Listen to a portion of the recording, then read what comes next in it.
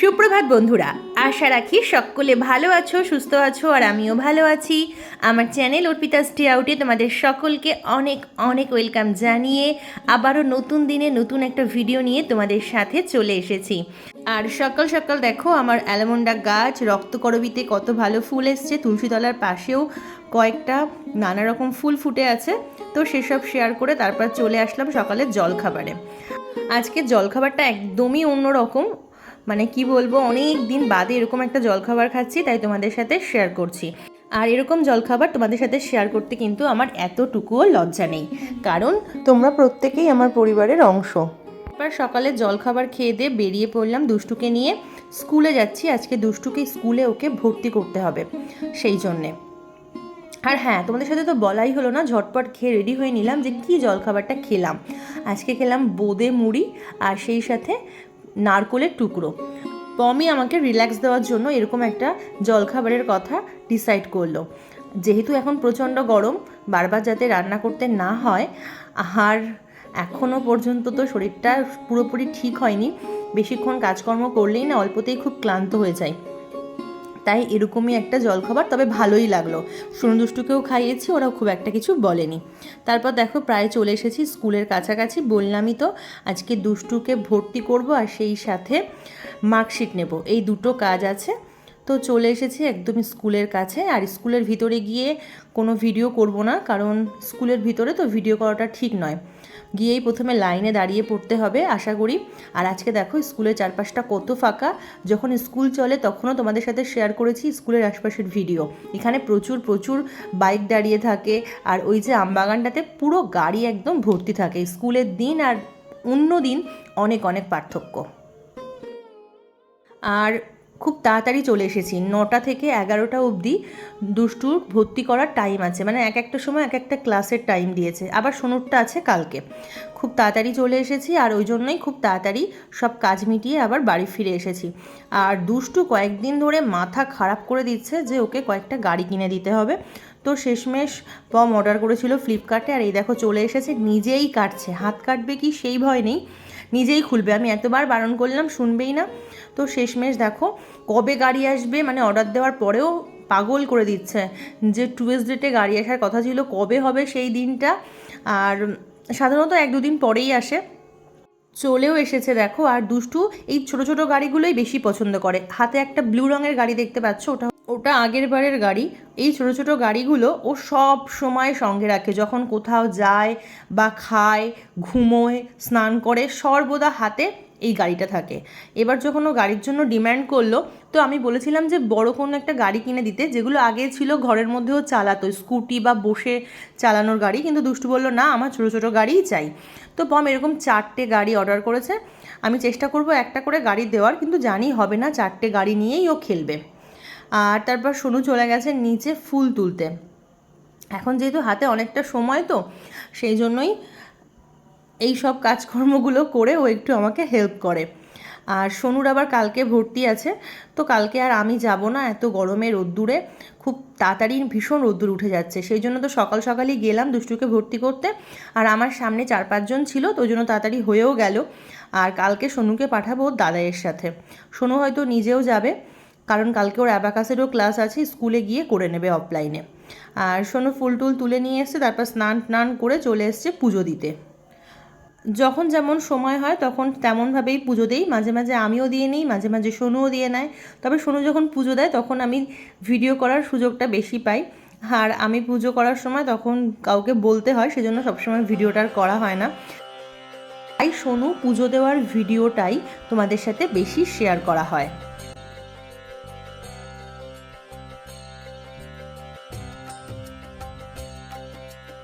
আর আমি চাইও ধর্মীয় কাজ বা ছোটোখাটো কাজে ও আমাকে হেল্প করুক, সব কিছু কাজে ও স্বনির্ভর হয়ে উঠুক। ছোট্ট থেকেই ছোট্ট ছোট্ট কাজের মাধ্যমে ও নিজেকে পরিপূর্ণ করুক। দুষ্টুকেও টুকটাক কাজ করতে বলি, তবে দুষ্টু তো অতিরিক্ত দুষ্টু, তেমন একটা কথা আমার খুব একটা শুনতে চায় না। তারপরে এখন আবার পেয়েছে 4টে নতুন গাড়ি, তাকে আবার কে পায়। এই 4টে গাড়ি যতক্ষণ না হারাচ্ছে, এদিক ওদিকে ফেলছে, ততক্ষণ ওর শান্তি নেই। 4টে গাড়ি সর্বদাই ওর হাতে।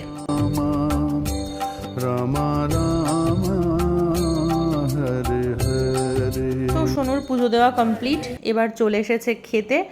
আর আজকে চলো কি দিয়ে খাওয়া দাওয়া চলছে তোমাদের সাথে একবার শেয়ার করি। আজকে ডাল আর ট্যাংরা আলু দিয়ে মাছের ঝোল, সঙ্গে আছে এখন কি বলবো ডাঁটা। সব বাড়ির একটা কমন জিনিস, সব কিছুতেই থাকবে ডাঁটা, শুক্তো থেকে মাছের ঝোল। হয়তো পারলে যদি চাটনির রেসিপি বা আচারের রেসিপি থাকতো, যাদের প্রচুর ডাঁটা গাছ আছে বাড়িতে তারা হয়তো আচার বা তেল ডাঁটা করে হয়তো ঘরে রেখে দিত বয়েমে ভরে। কি করা যাবে, মানে এই সময় সব কিছুতে ডাঁটা প্রথম দিকে খুবই ভালো লাগে, একদম যখন নরম থাকে পরের দিকে আর খুব একটা ভালো লাগে না, কিন্তু তখনই কি হয় সবাই আশেপাশের বাড়ি থেকেও ডাঁটা দিতে থাকে। যখন কচি থাকে তখন কেউ দেয় না, তখন কিন্তু খুব ইচ্ছা হয়, তখন বাজারেও বিক্রি হয় না।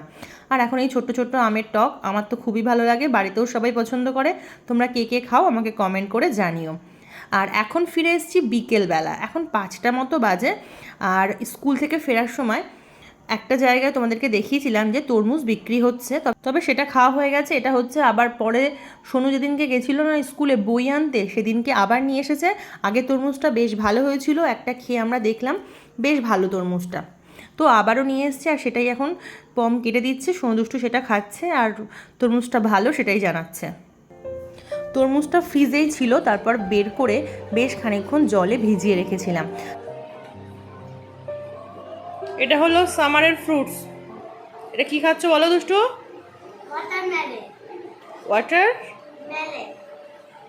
তারপর একটুখানি ঠান্ডা ভাবটা একটু কমলে তারপর এখন কেটে খাওয়া দাওয়া চলছে। আর ঠান্ডা ঠান্ডা তরমুজ খেতে তো খুবই ভালো লাগে এই গরমে। আর সিজনের ফল সব কিছুই খাওয়া ভীষণ ভালো, সিজনের জিনিস সব কিছুই ভালো, যেমন ডাঁটা, যেমন তরমুজ। আর এখন চলে এসেছি ছাদে কিছুটা নিম ফুল পারবো বলে। একদম আমার ছাদে তো হাত বাড়ালেই নিম ফুল ধরা যায়, নিম পাতাও ইচ্ছা মতো কচি কচি পাতা ভেজে খাওয়া যায়। আর এই নিম পাতা বা নিম ফুল বলো, এগুলো সোনু খেতে একদমই মানে বিরক্ত প্রকাশ করে না। ওকে আলু দিয়ে ভাজা করে দেই বা আলু সিদ্ধ মেখে তার সাথে করি বা নিম বেগুন যা করি, সোনু খুব ভালো মনেই খায়। এজন্য মাঝে মাঝেই কিন্তু এটা আমি করে থাকি। আর আমার তো একদম হাত বাড়ালেই ছাদে উঠলেই পেয়ে যাই, সেজন্য সহজেই করেও ফেলি।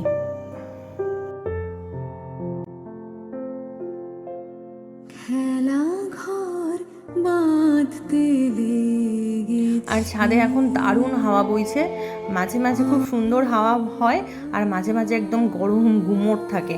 তবে এই সময়টা বেশ ভালোই হাওয়া হচ্ছিল। ছাদে আসলে একটুখানি মানে বিকেলের পরে একটু সন্ধ্যের দিকে আসলে বেশ ভালোই লাগে। আর এই সময়টা এমনিও একবার করে আসি গাছে জল দেওয়ার জন্যে। শীতকালে কতবার ছাদে আসা হয়, কিন্তু গরমকালে বাবা যা পরিমাণে রোদ্দুরের তাপ, ছাদে আসলে পুরো একদম ঝলসে কী যে হয়ে যাব সেই ভয়ে আর আসি না, রোদ্দুর কমলে তারপর আসি। তো আমার আজকের ভিডিওটা তোমাদের কেমন লাগলো অবশ্যই জানিও, আর ভালো লাগলে কিন্তু একটা লাইক করে দিতে ভুলো না। আর যারা অলরেডি করে দিয়েছো লাইক আর সাবস্ক্রাইব, তাদেরকে তো আমার তরফ থেকে অনেক অনেক ভালোবাসা।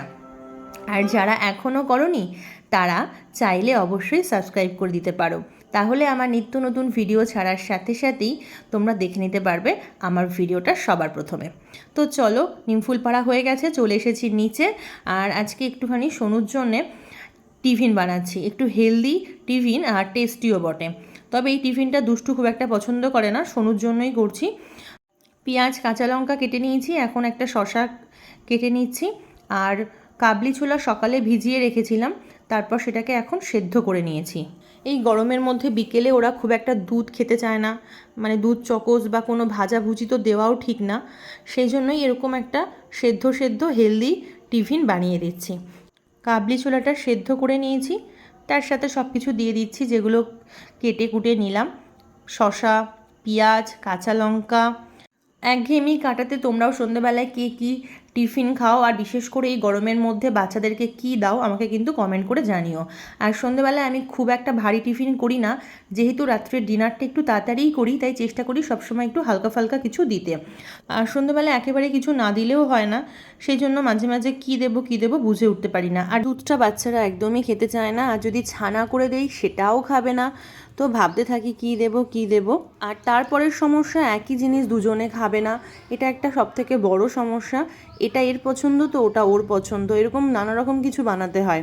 আর এই দেখো, এই মশলাটা আমার ঘরেই বানানো, ধনে জিরে আর গোলমরিচ, এটাকে ভালো করে গুঁড়ো করে রেখেছিলাম, ওটাই এখন অল্প করে দিয়ে দিলাম ঘরোয়া মশলা। আর দিয়ে দিচ্ছি একটুখানি বিট লবণ। দিয়ে ভালো করে নাড়িয়ে চাড়িয়ে বাটিতে করে সার্ভ করব।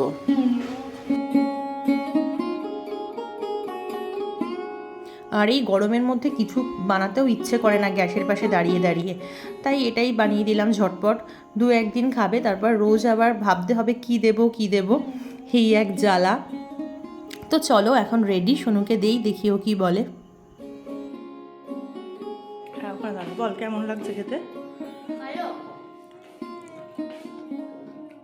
এটা খুবই হেলদি আর টেস্টি, তাই না? আর এখন রাত 10টা মতো বাজে, খাওয়া দাওয়া আমাদের কমপ্লিট, শুতে যাব। তার আগে একটা বেল ছিল ফ্রিজে, প্রায় খারাপ হয়ে যাচ্ছিল, তো সেটাকে বের করে শরবত বানিয়ে নিলাম। একদম পাতলা করে বানিয়ে নিয়েছি, জল দিয়ে, দুধও দেইনি, আখের গুড় আর বিট লবণ এটা দিয়েই বানিয়ে নিয়েছি। তো চলো পমকে এখন দেই। সোনুদুষ্টু একদমই পছন্দ করবে না, তাও অল্প একটু জোর করে খাওয়াবো। আজও পাখিটা বাসায় আসেনি, জানি না কি হয়েছে। শুতে যাওয়ার আগে আমি একবার আসি। তো চলো আসি আজকের মতো। তোমরা খুব খুব খুব ভালো থেকো, সুস্থ থেকো। Tata, good night.